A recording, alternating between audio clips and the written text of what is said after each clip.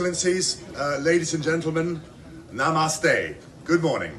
I'm very pleased to have this opportunity to express, on behalf of the British government, our very deep appreciation to Prime Minister Oli for coming to the United Kingdom.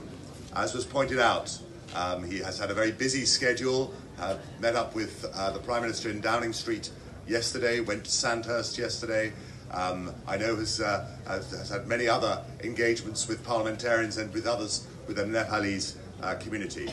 I also very much take on board the robust diplomatic message put by the Nepalese ambassador to try and ensure that we have a reciprocation for a British Prime Minister before too long. But sir, yours is the first official visit by a Nepalese Prime Minister to this country since 2002.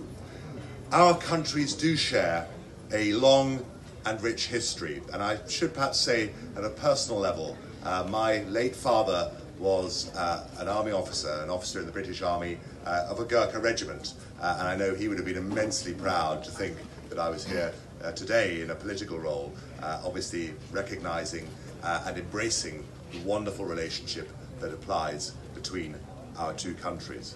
We have enjoyed formal relations for over 2 centuries. I believe the longest formal relationship that Nepal enjoys with any country.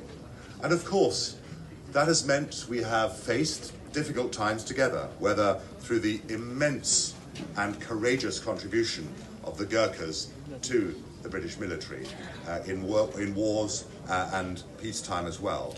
And long may that tremendously important connection continue. But it also, of course, applies, as was alluded earlier, to the UK's support for Nepal following the devastating earthquake of 2015. And I saw with my own eyes when I was in Kathmandu and just beyond last year, the work that still goes on to try to regularise the situation for those citizens affected by it. Now, in that immediate aftermath, the UK was proud to provide practical support in the form of emergency shelter, warm clothes and bedding for more than 200,000 people.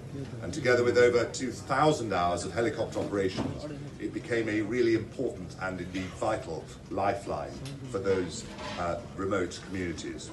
To date, the UK has committed more than £83 million in support over 6 years to try to ensure that communities are rebuilt after the devastating impact of that earthquake.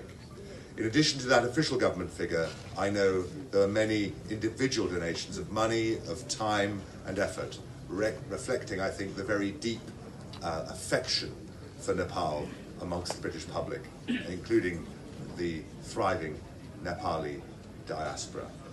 Now, as I say, when I visited the country a little over a year ago, I saw firsthand the reconstruction was 2/3 complete, thanks, of course, to the resilience of your people, Prime Minister, and their resourceful use of this support. The distinguished service of the Gurkhas and the earthquake relief are, of course, only 2 examples of how our nations work together for mutual benefit. There are many others.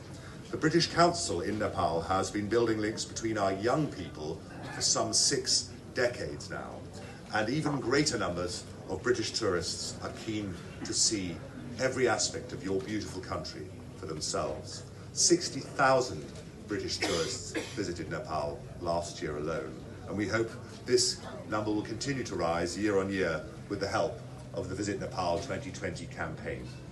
The UK is also a long-standing and committed development partner, and we are pleased to support the Investment Board of Nepal to ensure they make the most of that foreign investment.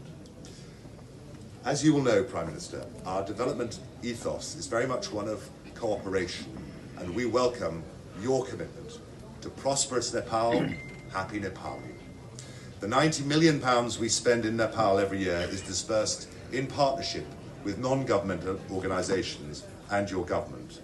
And our clear aim is to support the work not just to reduce poverty, but to create jobs and opportunities for the future and ensure that no one is left behind as Nepal becomes more prosperous. This, of course, is in line with the UK government's consistent effort to spread development and prosperity around the world. Strengthening those institutions that underpin prosperity, open and successful societies, is an essential element of that work. Prime Minister, the elections that brought you back into office in 2017 were an important step on Nepal's democratic journey.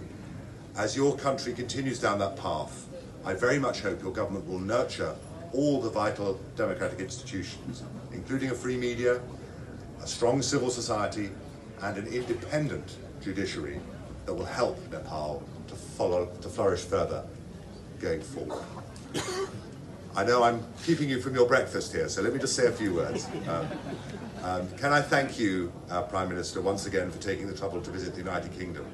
The fact there are so many people here under this tarpaulin today, we were obviously hopeful about British weather, but you can never be too certain this time of the year.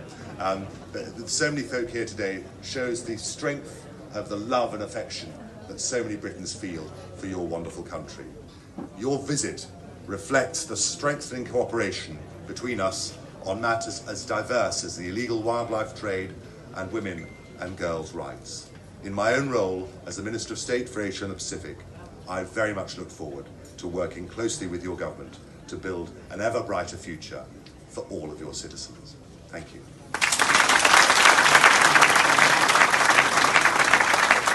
Thank you, Right Honourable Minister.